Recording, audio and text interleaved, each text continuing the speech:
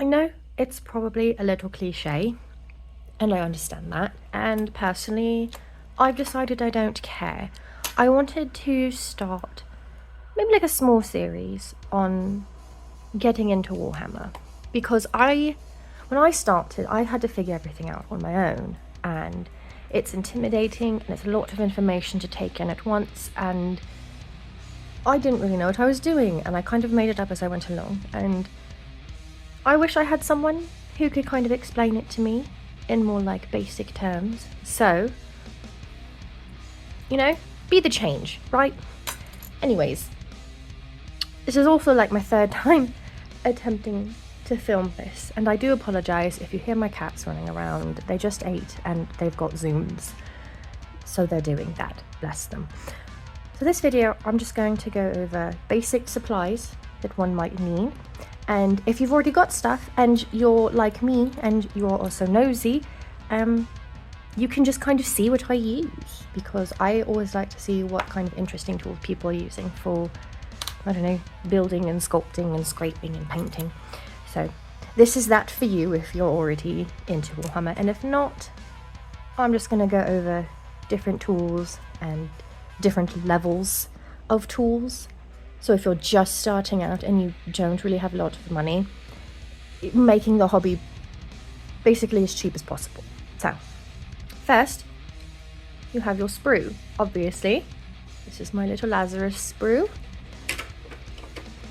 But to get them off the sprue, you're going to need one of these. This is just a pair of nail nippers. That's it. They're from, I think, a drugstore, and they were less than $10 USD. You can see they're all beat up and painted and scraped and scratched. And this is what I used at first. I used one of these, and I would saw it off with this.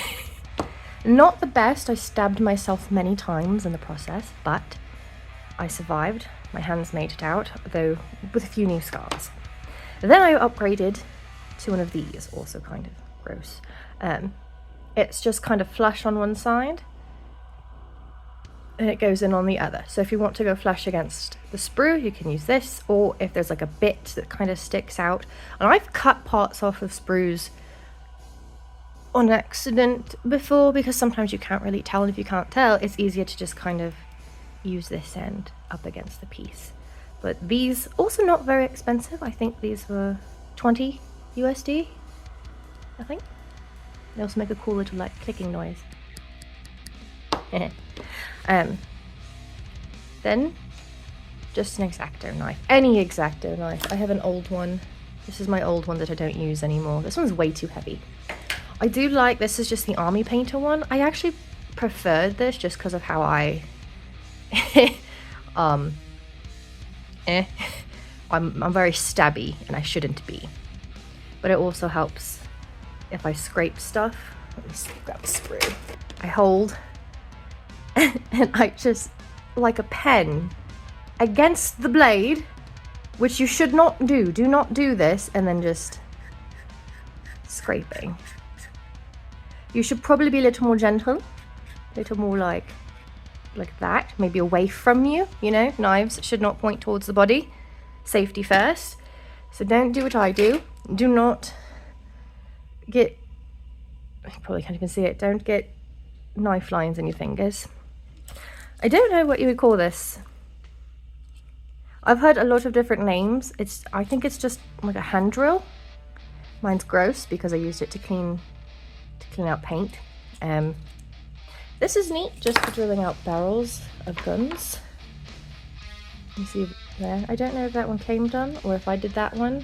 I don't have one that I did up here at the moment, but essentially you just drill tiny holes in the barrels of guns. If you're kind of anal about mold lines, you can get different files.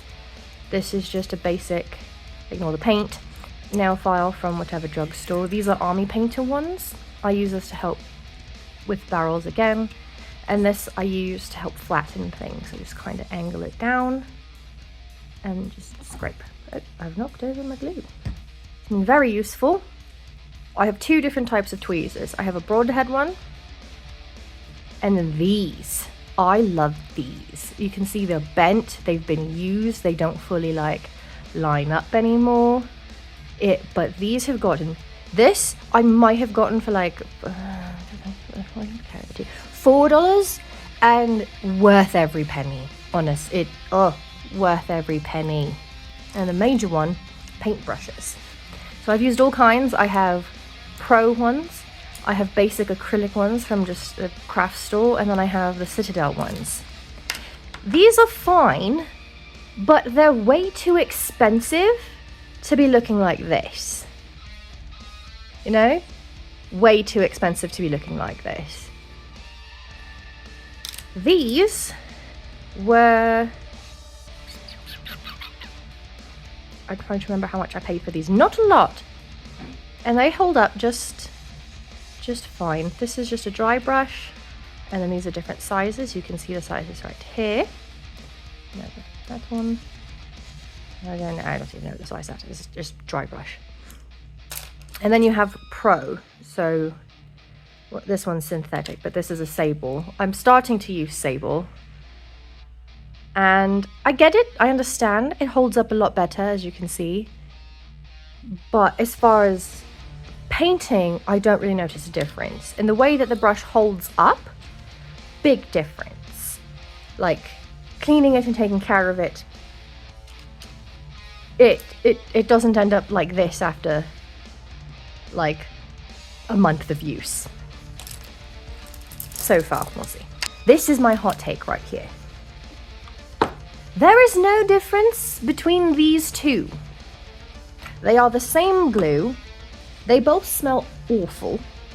And they do the same thing. Everyone that I know swears by this.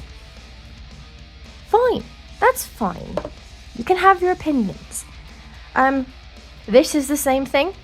The only thing I don't like about this is it has that little like needle thing in the tip that A, always gets clogged, and B, always gets lost. As you can see, mine is lost. This is also empty.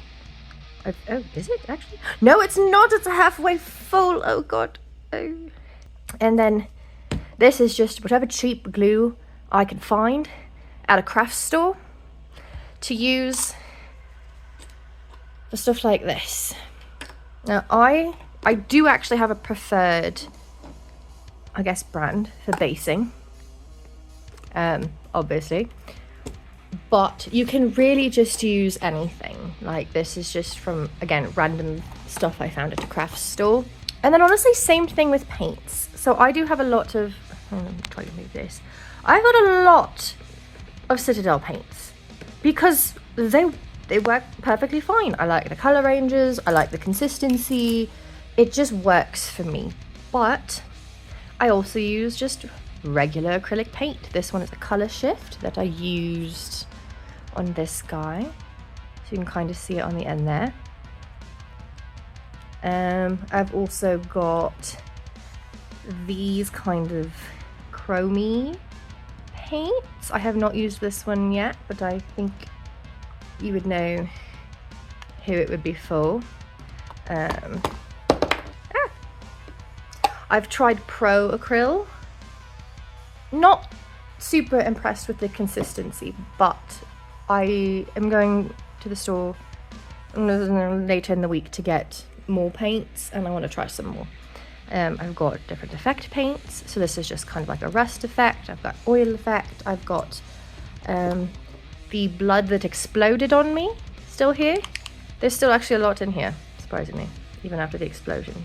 You can see. What else do we have? Oh, your paint cup that you will get attached to. This one is well used, and I highly recommend having just another drink next to it, one that you will inevitably get mixed up with your paint water, and either drink your paint water or dip your brush in your coffee. It has happened. It will happen. There is no escaping that fate. Deal with it.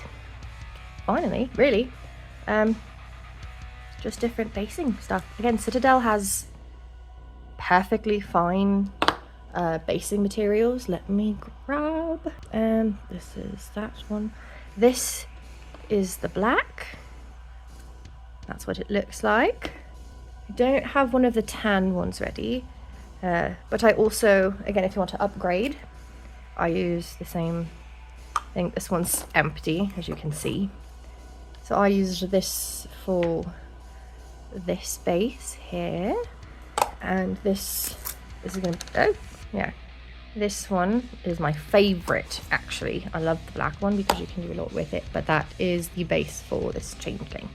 Yeah, you don't have to spend a lot. If let's see, what are the cheapest things that I actually have? Actually, I think it's telling me it was cheaper. Oh, let's say you're doing Dark Angels, because why not? Let's grab some Dark Angels colours here and put together just like a basic kit here. If you were going to start out, not you, go away. If you were going to start out, the cat thought that was a treat. It is not. If you're going to start out, and let's say you were going to paint Dark Angels, this is really what you would need here. So depending on where you are, you could get away with 3 paintbrushes, a pair of tweezers, maybe. These are even optional, but the price is technically negligible. Cheap nail clippers, cheap glue, cheap X-Acto knife. It doesn't have to be the highest end, best brand, super shiny, bells, whistles, whatever. And then 6 paints. So you've got regular paints, and then you've got a contrast that you can use to do your shading. What about it? For me, let's see, if I wanted to convert it, and this would be all less than about US dollars, $50 US, maybe, I don't know. Someone please correct me if you live in the United States, as I think most of you live in the United States. But if you do, please correct me. I'm trying to convert in my head, and I'm not good at that. I don't do math, I do painting. So yes, about 50 to get you started. I'm still not good at this. I'm still trying to figure out how to actually do videos. It's been really fun, actually, and I've greatly enjoyed it. So that's why I'm doing more like attempting long form stuff. So if I'm just rambling, which I know I am, I know I ramble and I know I talk fast, and I promise I will work on that. But if you have any questions, please let me know. I love talking to people about the hobby. It's really fun.